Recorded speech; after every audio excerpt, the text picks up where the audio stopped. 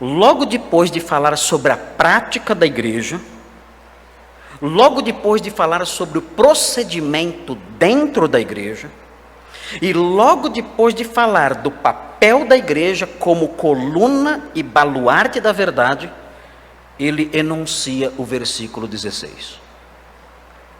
Por que ele faz isso?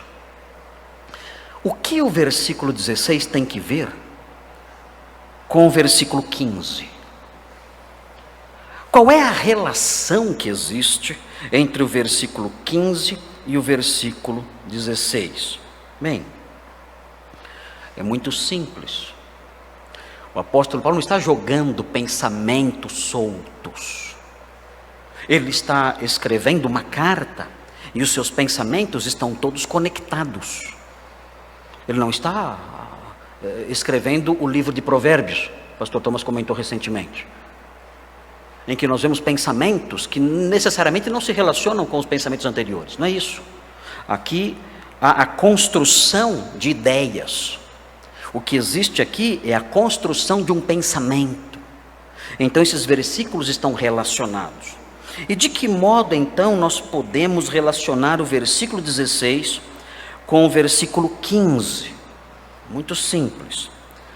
O versículo 16 dá a base para o procedimento santo na casa do Deus vivo. Não há como exigir que a casa do Deus vivo proceda de modo adequado, santo, correto, sem que as pessoas dentro dessa casa acolham e defendam as realidades expostas no versículo 16. Por que eu devo proceder de modo adequado, santo, correto, dentro das determinações apostólicas que emanam dessa carta? Por que eu devo proceder desta forma dentro da igreja do Deus vivo? Por quê? Porque ela é a coluna e o baluarte da verdade.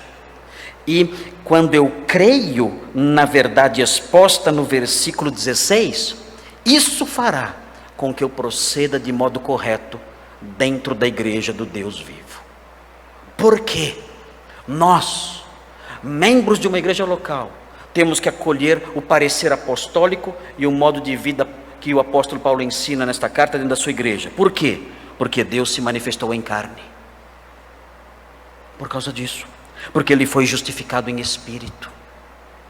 Porque ele foi contemplado por anjos. Ele foi pregado entre os gentios. Ele foi crido no mundo. E ele foi recebido na glória. Por causa disso, a igreja tem que ter um modo correto de conduta. Essa é a base teórica, teológica, para o procedimento correto dentro da igreja.